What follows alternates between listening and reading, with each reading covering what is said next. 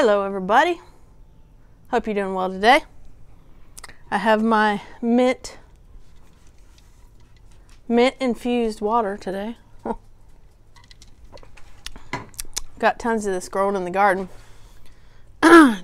So anyway, today I wanted to talk about playing through your mistakes. Now, this is an important skill to learn. And if you haven't learned it yet, if you have, you know, good. But if you haven't learned it yet, it is an important skill to learn. Because this will take you from being embarrassed or worried or anything like that at a, you know, let's say you're going to play for your family, or let's say you're going to play for your friends, or let's say you're going to your first jam session, or anything like that. And you're worried, oh, what if I screw up? If I screw up? Because when you play at home, you're like this. And you play.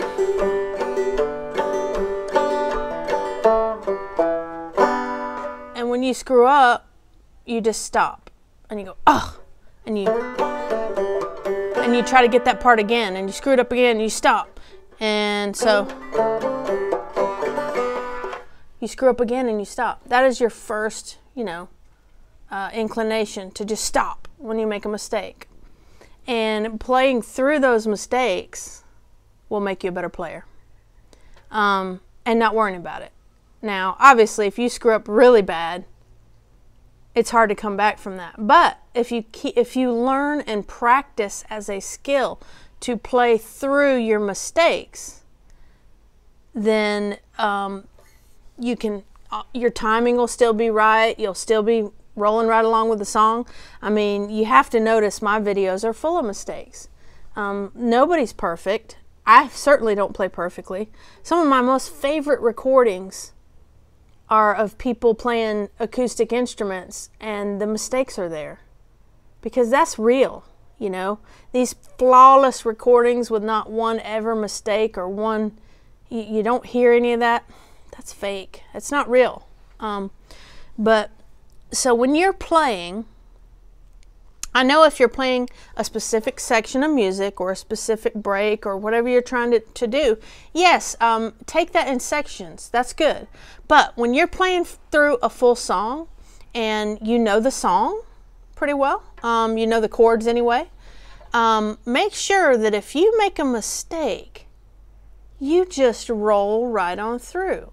And again, if you just listen to any of my stuff, I'll mess up the lyrics. I'm the world's worst at lyrics because singing's not really my thing. I don't, you know, it's just not my thing. I don't really enjoy it. I don't feel like I'm good at it. So playing is what I like to do. But so I screw up the lyrics all the time and I just roll right through. I might smile and go, you know, but I just roll right through. You keep going. And if I mess up playing, which I do all the time, you just keep going right on through it. So I just want you to realize that it is a skill. It takes practice to play through your mistakes. And it's going to have to be your kind of thing. I can't really, other than talk to you about it, I can't really teach you how to play through your mistakes. The only way you can do it is with, you know, just practicing. Realize that you are going to make mistakes. You know, you can't memorize 50 songs and not make mistakes. You know, especially if you have breaks and everything in them all too, and stuff like that. You know, and another thing, with the way I play, you know, folk music, old time music, I don't play it the same every time I play it. There's a lot of ways to make the same sound, and there's a lot of different ways to do it. So you'll see me doing different things if you really pay close attention. But so I haven't memorized the song as, you know, I have to play this note, followed by this note, followed by this note. That's not how that works. And I know that's hard for some of y'all to kind of hold on to, but you know, you can learn it note by note, break by break, you know, section by section. You can follow someone's tab and learn it. You can add to it and embellish it. And that's what tablature really, to me, is for.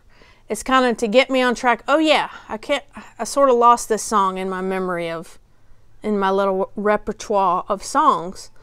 So I can go back to some simple tab or whatever that I find, and I go, oh yeah, okay, that's the way that part goes. I couldn't remember that one part.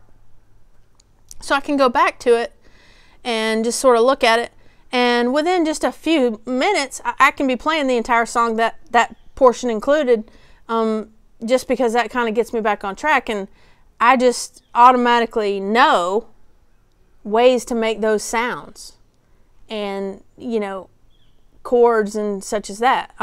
Y'all know I don't read any music. I don't know how to read music, and so it's all by feel, and you know, I just know where it's at, you know, to hear it and play it. But so anyway, I just wanted to take a minute and talk about, you know, building up your confidence.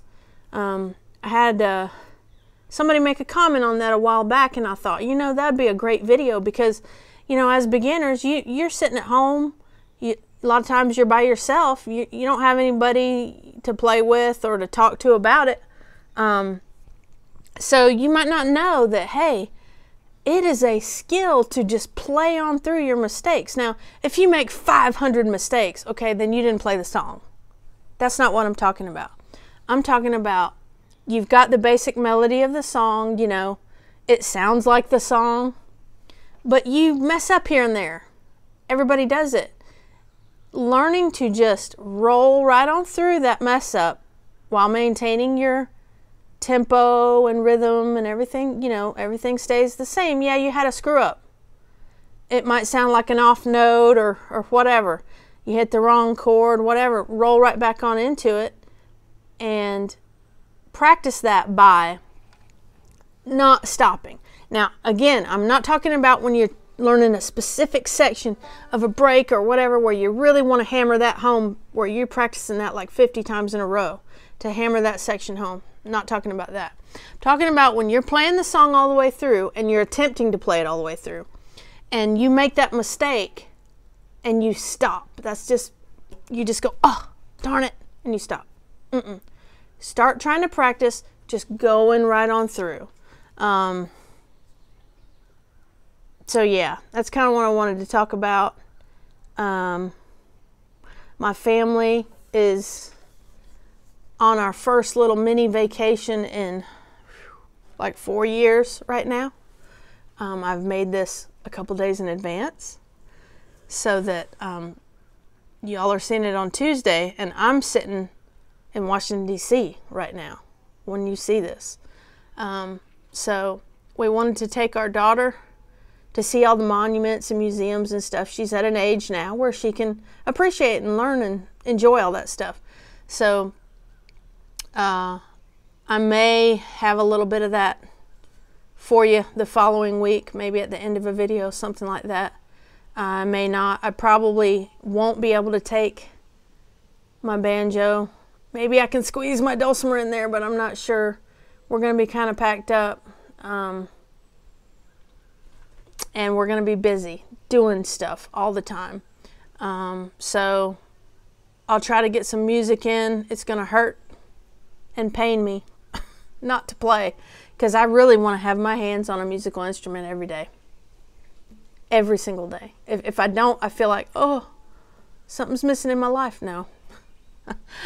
But no, I really do. I love to play. And that brings me to another point. I may just let this video run, or I may break this all up and chop it up for you, but this is important too. Let's talk about lulls, all right? You're going to experience lulls in your playing. So, you know, you've been playing a couple months or even a couple years, whatever, I don't know, however long you've been playing. And you just, you're busy, things are happening, and you just don't want to play the banjo. It might not be that you don't really want to, but maybe you're too busy or whatever. And then there's those times when, I mean, I've been playing for 15 years. There's probably stretches where I've went 6 months without touching my banjo. And I'm here to tell you that that's okay. It's not anything to be upset about or worried about. It's not anything to think, oh, I'm never probably ever going to play my banjo again. That's not going to happen. I mean, unless you want it to. If you've played for a little while, you're going to just have little cycles of, you're going to have these times where, oh my goodness, you want to play all the time. Every chance you can get, your creative juices are just flowing and you just want to play. You can't get enough of it. And that's where I'm at right now. That's one of the cycles that I'm in right now. I want to play every instrument I have, and for hours and hours a day. I just can't do it. You know, I wish I could sometimes, but so I have to be picky and choosy on what I can do, and you know, some days I can't. But I just want to remind you and let you know that it's okay to have that. It's okay to have interest in other instruments as well. Don't think that just because you have a banjo, I'm never touching another instrument again. Don't think that. There's some people that are like that. You may be one of those people, that's fine, that play the banjo or whatever instrument you play, and you play the heck out of it, and you never touch another instrument in your life. Great. You are a virtuoso at banjo, or you just enjoy banjo, whatever. Or you could be a little bit of all over the place like me. I'm kind of all over the place. If there's an instrument, I want to touch it and play it and learn how to play it. I can't help it. Especially if it has strings. You know, percussive instruments, strings. I mean, I play the tin whistle a little bit too. I'm horrible at it, but it's kind of fun. Drums, you know, all kind of stuff. But boy, if it's got strings, I want to touch it. I do. But anyway, so remember that you can play through your mistakes. It is a skill. Learn it. Practice it. You know, we all make mistakes, so don't do that herky-jerky stop thing. Just keep going. Play through your mistakes, and don't worry if you have a lull. You know, if you take lessons somewhere where you go every week or whatever, and you pay them $50 or I don't know however much you pay. That seems like a lot to me.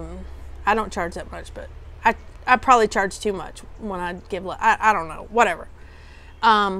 If you go pay somebody for lessons every week and you're getting tired of it, you need to tell them, hey, I need a break, or I need one time a month, or let's go for every other week or every 3 weeks or whatever for a little while, or you know, whatever. There's nothing wrong with that. Don't feel worried about that. Don't think that just because you feel that way. Let's say you have time, all right? You're not that busy, and you do have time. You have an hour every night that you could, if you wanted to, play. And if you have that, but you don't want to play, don't feel bad about it. Sometimes that just happens. We have these little cycles, you know? I mean, God gave us 4 seasons for a reason. There's cycles of life, cycles of everything.